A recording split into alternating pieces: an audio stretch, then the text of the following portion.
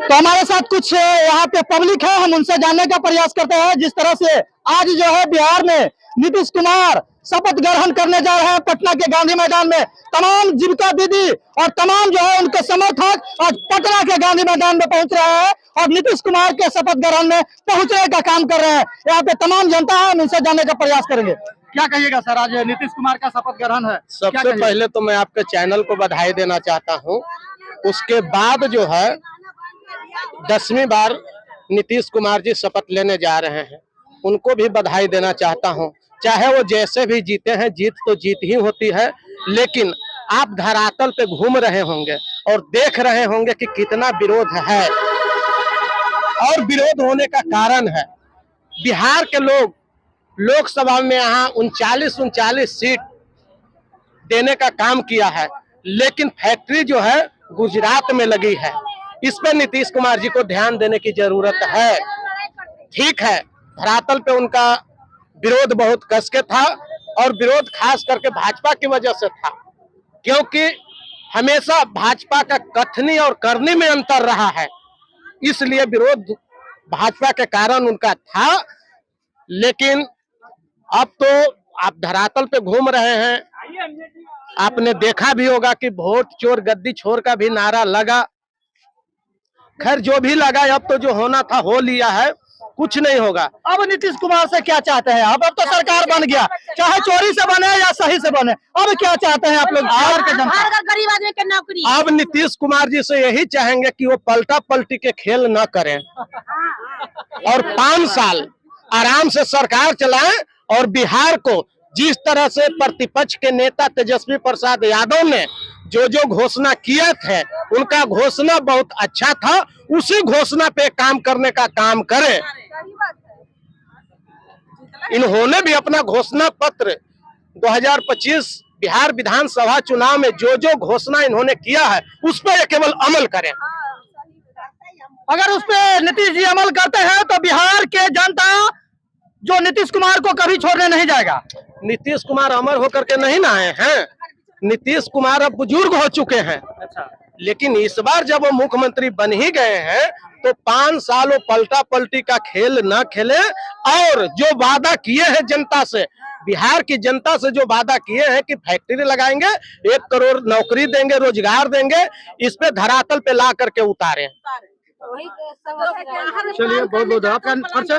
जयप्रकाश सिंह। तो जैसा कि आप देख सकते हैं कि इन्होंने जिस तरह से बताया है नीतीश जी को कि आपकी सरकार बन गया है और आप अब बस आपका यही काम है जो तेजस्वी यादव ने मैनिफेस्टो जारी किया था चुनाव से पहले, जो जनता के लिए, नौकरी के लिए, पलायन रोकने के लिए, उसी पर अब नीतीश जी काम करें। बिहार का विकास संभव होगा, तभी जनता उनके साथ रहेगा, अन्यथा अब पलटा पलटी करने से उनकी छवि और बर्बाद होगा। धन्यवाद। आप देख रहे हैं सत्य पब्लिक न्यूज, रंजीत कुमार के साथ।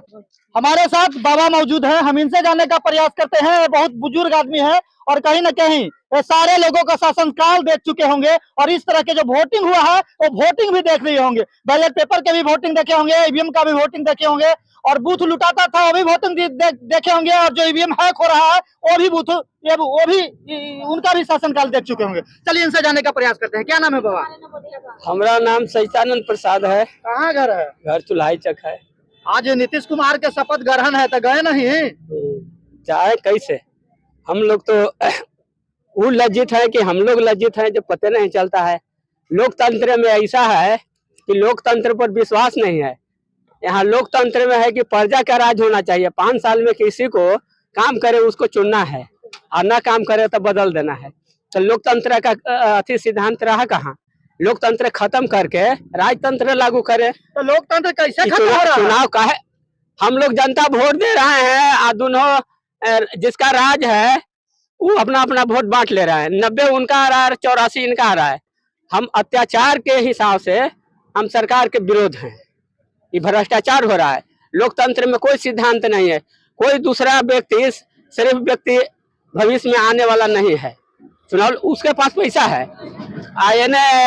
विपक्षी के पास पैसा न है। चुनाव के टाइम में आचार संहिता रहते भर में 10 हजार रुपया क्यों बांटा गया? उसके पहले 2 साल, 5 साल, 20 साल पहले क्यों नहीं 10 हजार रुपया बांटा गया? ये तो भ्रष्टाचार है। यही भ्रष्टाचार के हिसाब से पार्टी लड़ रही है और ये लड़ाई लंबे चलेगा। इस पर जब तक दोबारा चुनाव नहीं होगा जब तक संघर्ष जारी रहेगा। दोबारा चुनाव नहीं होगा ये ठान लीजिए, ये मान लीजिए, तो लड़ाई जारी रहेगा।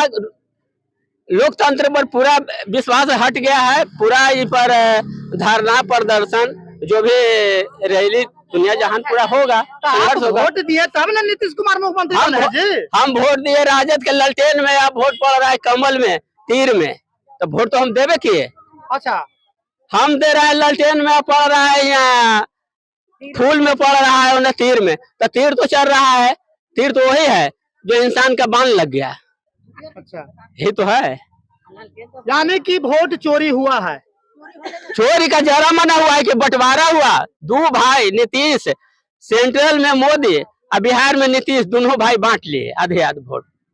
चोरी का जरा मना हुआ है, बहुत चोरी हुआ है। लोकतंत्र खत्म है।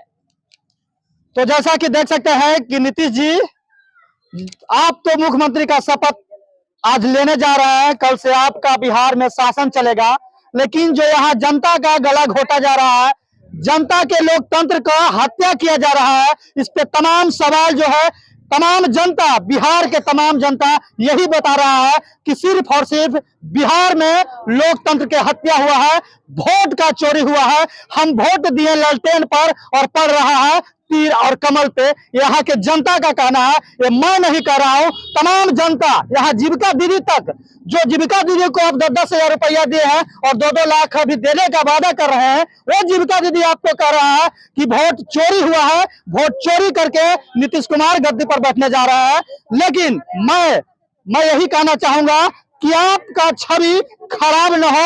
आप तो मुख्यमंत्री बन गए हैं, अब से बिहार का जो विकास, जो लोगों का रोजगार चाहिए, जो बिहार में पलायन बढ़ रहा है, उस पलायन को रोकने के लिए फैक्ट्री चाहिए, उस फैक्ट्री का निर्माण कराइए, लोगों को रोजगार दीजिए और युवाओं को नौकरी दीजिए। जिस तरह से आपको न तो युवा वोट दिया है, युवा जिस तरह से पटना में लाठी खाया है, पानी खाया है, ठंडी में मार खाया है अपना हक अधिकार के लिए, वो सारे युवा ये कहते नजर आ रहा है कि मैंने नीतीश कुमार को वोट नहीं दिया है, मैंने तेजस्वी को और ललटेन को वोट दिया था। लेकिन फिर भी वोट चोरी के हिसाब से ईवीएम हैक करके बिहार का मुख्यमंत्री नीतीश कुमार बने हैं। लेकिन उससे भी मैं सहमत हूं, अब से जो युवा बेरोजगार है, जो रोजगार के लिए भटक रहा है, उनको रोजगार देने का काम करें, फैक्ट्री लगाने का काम करें। मैं इतना ही कहूंगा। धन्यवाद। आप देख रहे हैं सच तक पब्लिक न्यूज, रंजीत कुमार के साथ।